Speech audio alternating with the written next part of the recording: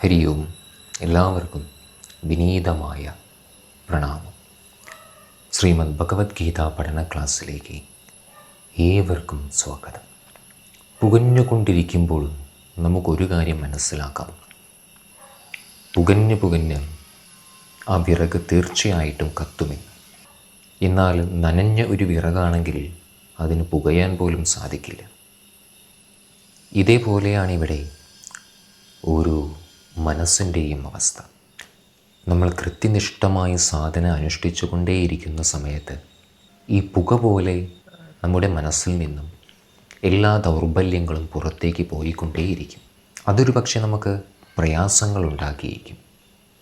എങ്കിലും നിരന്തരമായി നാം തപസ് അനുഷ്ഠിച്ചു കൊണ്ടേയിരിക്കുമ്പോൾ അത് അവിടെ പുകഞ്ഞത് തീ കത്തുമെന്നത് തീർച്ചയാണ്.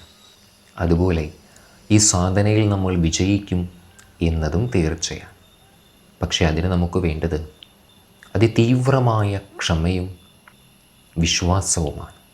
പിന്നെ നിരന്തരമായ ഒരു ദിവസം പോലും മാറ്റി നിർത്താത്ത നമ്മുടെ പരിശ്രമം. ഈ ഗുണങ്ങൾ നമുക്കുണ്ടെങ്കിൽ ഏതു കാര്യത്തിലും നമുക്ക് വിജയം കൈവരിക്കാൻ സാധിക്കും. കഴിഞ്ഞ ക്ലാസ്സിൽ നമ്മൾ ഭഗവത്ഗീതയിലെ 3-ാം അധ്യായത്തിലെ 6-ാമത്തെ ശ്ലോകം വരെയാണ് കണ്ടത്.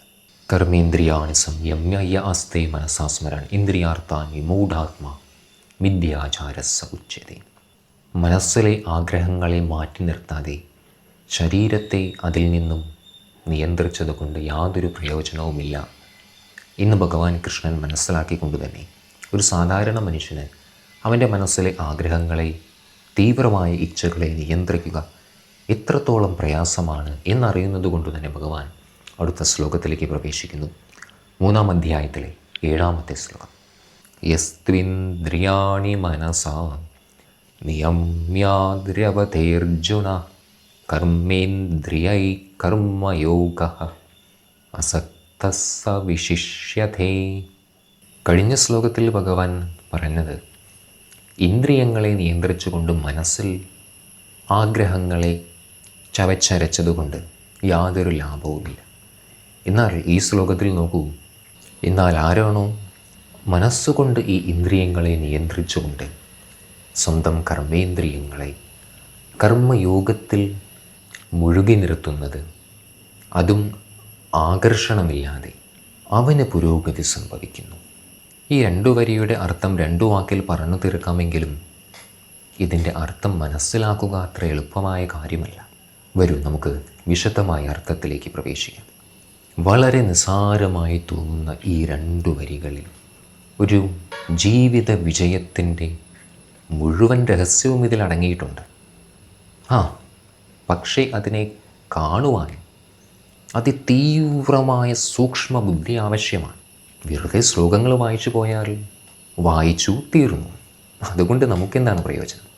ശ്രദ്ധിക്കൂ, മനസ്സിനു പിന്നിലുള്ള ശാസ്ത്രത്തെ ഈ ശാസ്ത്രലോകത്തിന്, ഈ ആധുനിക ശാസ്ത്രലോകം മനസ്സിലാക്കിയതിനും അപ്പുറത്തേക്ക് പ്രവേശിക്കുവാൻ ഈ ഭാരതത്തിലെ ഋഷിവര്യന്മാർക്ക് സാധിച്ചിട്ടുണ്ട്. അങ്ങനെ അതിൽ വിജയം കൈവരിച്ചത് കൊണ്ട് അവർക്ക് ഈ സമൂഹത്തെ ശരിയായ ദിശയിലേക്ക്, ആത്മീയതയുടെ ദിശ കാണിച്ചു കൊടുക്കുവാൻ അവർക്ക് സാധിച്ചിട്ടുമുണ്ട്. ഇനി മനസ്സിലേക്ക് വരുമ്പോൾ ഒരു പ്രധാനപ്പെട്ട കാര്യം നമുക്ക് വളരെയധികം ശ്രദ്ധിക്കണം. ഈ പറയുന്നത് കേട്ടാൽ മാത്രം പോരാ, ചിന്തിക്കണം. ഈ മനസ്സിനെ പുഷ്ടിപ്പെടുത്തുന്നതും അതിനെ പോഷിപ്പിക്കുന്നതും ഈ കർമ്മേന്ദ്രിയങ്ങളും ജ്ഞാനേന്ദ്രിയങ്ങളും, അതിലൂടെ പുറം ലോകത്ത് നിന്നും നമുക്ക് ലഭിക്കുന്ന അറിവിലൂടെയാണ്, അനുഭവങ്ങളിലൂടെയാണ്, അതല്ലെങ്കിൽ പ്രലോഭനങ്ങളിലൂടെയാണ്. ഈ ഇന്ദ്രിയങ്ങളിലൂടെയാണ് നമുക്ക് പുറമേയുള്ള ലോകത്തെ അറിയാൻ സാധിക്കുന്നത്. അങ്ങനെയാണ് ഈ മനസ്സ് അനുഭവത്തെ അറിയുന്നത്. ഏതിലൂടെ? ഇന്ദ്രിയങ്ങളുടെ സഹായത്തോടെ. അല്ലേ? ചിന്തിക്കൂ, ചിന്തിച്ചുറപ്പിക്കൂ ഈ സത്യത്തെ. വെറുതെ കേട്ടിരുന്നാൽ എന്നും കേട്ടുകൊണ്ടേയിരിക്കും. നമുക്ക് നമ്മുടെ ഉള്ളിൽ സ്വയം ചിന്തിച്ചറിയുവാനുള്ളൊരു കഴിവുണ്ടല്ലോ, അതിനെ പ്രയോഗിക്കും. ഈ കേൾക്കുന്നത് നിങ്ങളുടെ ചിന്താശക്തിയെ വർദ്ധിപ്പിക്കുവാനുള്ള കേവലം ഒരു ഉപാധി മാത്രമാണ്. ചിന്തിക്കേണ്ടത് നമ്മൾ ഓരോരുത്തരുമാണ്. അതിനുള്ള മാർഗദർശനം ഇവിടെ ഭഗവാൻ നമുക്ക് കാണിച്ചു തരുന്നു. അങ്ങനെ നമ്മുടെ ഓരോരുത്തരുടെയും മനസ്സ് പുറത്തേക്ക് സഞ്ചരിക്കുന്നത് ഇന്ദ്രിയങ്ങളിലൂടെയാണ്. അങ്ങനെ ഈ ഇന്ദ്രിയങ്ങൾ ഇന്ദ്രിയ വിഷയ വസ്തുക്കളുമായി സംഗമിക്കുമ്പോൾ നമുക്ക് ആ ഒരു അനുഭവത്തെ അനുഭവിച്ചറിയുവാൻ സാധിക്കുന്നു. നാം അതിനെ അനുഭവിക്കുന്നു. ഏതിൻ്റെ സഹായത്തിലൂടെ? ഇന്ദ്രിയങ്ങളുടെ സഹായത്തിലൂടെ. ഇനി ഇതേ ഇന്ദ്രിയങ്ങളുമായി മനസ്സ് സഹകരിക്കാതിരുന്നാൽ, ഇന്ദ്രിയ വിഷയ വസ്തുക്കൾ നമ്മുടെ അടുത്തുണ്ടായാലും നമുക്കതിനെ അനുഭവിച്ചറിയുവാൻ സാധിക്കില്ല. അതുകൊണ്ടാണ് ഈ ചില സമയത്ത് വളരെ ഏകാഗ്രമായി നമ്മൾ വളരെ താത്പര്യത്തോടുകൂടി ഒരു പുസ്തകം വായിച്ചു കൊണ്ടിരിക്കുന്ന നിമിഷങ്ങളിൽ, അതല്ലെങ്കിൽ മൊബൈലിനകത്ത് മുഴുകിയിരിക്കുന്ന സമയത്ത് നമുക്ക് മനസ്സിലാക്കാൻ സാധിക്കും, ഏതെങ്കിലും ഒരാൾ നമ്മുടെ അടുത്തു വന്ന് നമ്മുടെ പേര് വിളിച്ചാൽ കൂടി നമുക്കത് കേൾക്കാൻ സാധിക്കില്ല. കാരണം എന്തുകൊണ്ടാണ്? കാരണം മറ്റൊരു വ്യക്തി നമ്മെ അവിടെ ഉറക്കെ വിളിച്ചുകൊണ്ടിരിക്കുമ്പോഴും നമ്മുടെ ചെവിയിൽ ആ ശബ്ദം സ്പർശിക്കുന്നുണ്ടെങ്കിൽ കൂടി നമ്മുടെ മനസ്സ് നാം വായിച്ചു കൊണ്ടിരിക്കുന്ന ആ ഒരു കാര്യത്തിൽ പൂർണ്ണമായും മുഴുകിയിരിക്കുകയാണ്.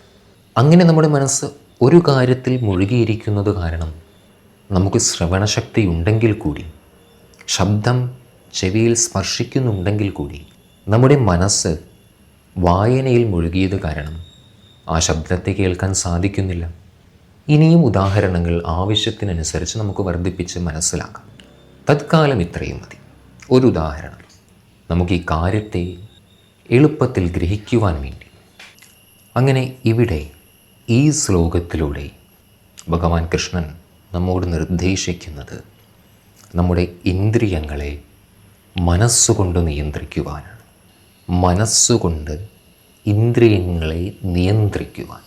ഇത് നമുക്ക് സാധ്യമാവണമെന്നാണെങ്കിൽ ഈ മനസ്സിന് നമ്മളിപ്പോൾ നിൽക്കുന്നതിനേക്കാൾ കൂടുതൽ ശ്രേഷ്ഠമായ, കൂടുതൽ വിശാലമായൊരു പാത നമ്മൾ കാണിച്ചു കൊടുത്തേ പറ്റൂ.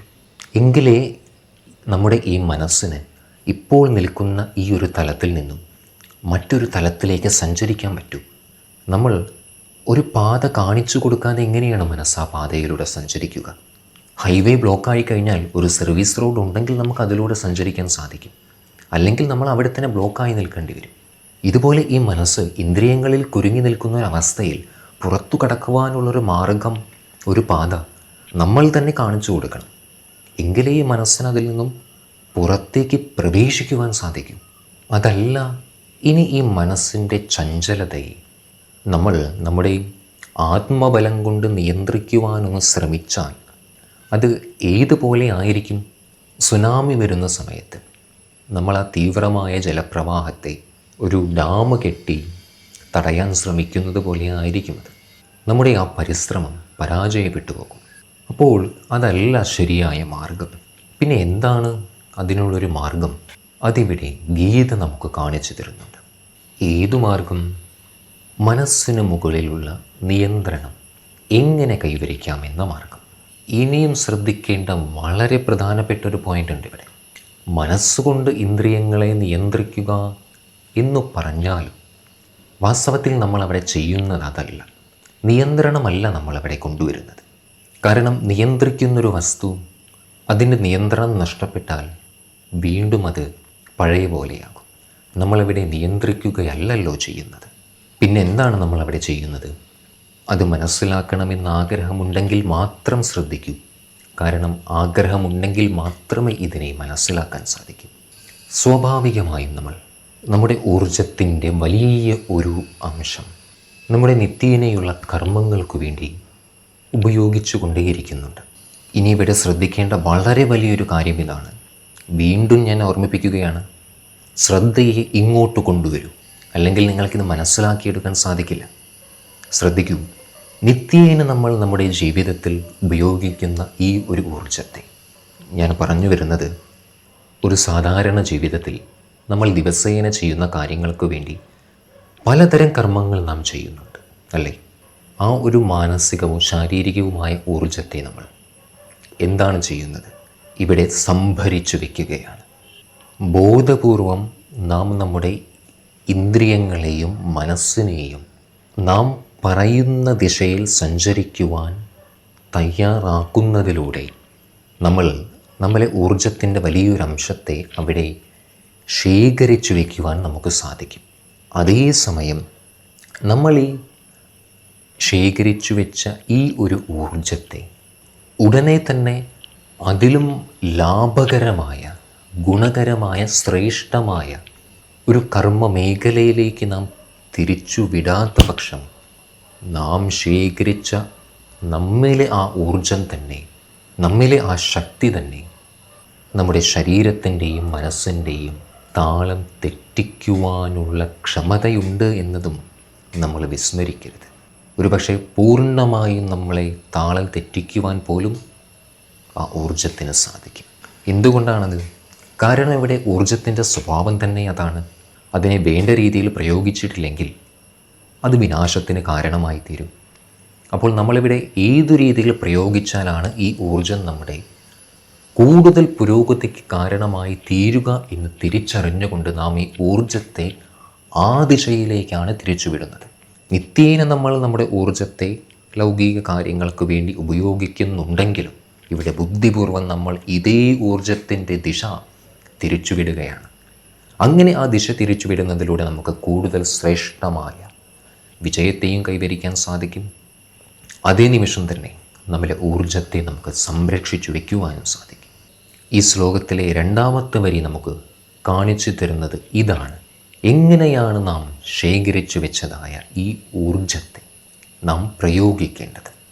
സാധാരണയായി നമ്മൾ ഈ ഊർജത്തെ ഏത് മേഖലയിലാണോ പ്രയോഗിക്കുന്നത് ആ മേഖലയിൽ നിന്നും നാം പിൻവലിച്ചെടുത്ത നമ്മുടെ ഈ ഊർജത്തെ ഏതു മേഖലയിലേക്ക് പ്രയോഗിക്കണം, അത് എങ്ങനെയാണ് നമ്മൾ ചെയ്യേണ്ടത്, അത് നമുക്ക് അടുത്ത ക്ലാസ്സിൽ കാണാം. എന്തെങ്കിലും സംശയങ്ങളുണ്ടെങ്കിൽ ചോദിക്കാൻ ഒട്ടും മടിക്കരുത്. ഏവർക്കും വിനീതമായ പ്രണാമം. ഹരി ഓം.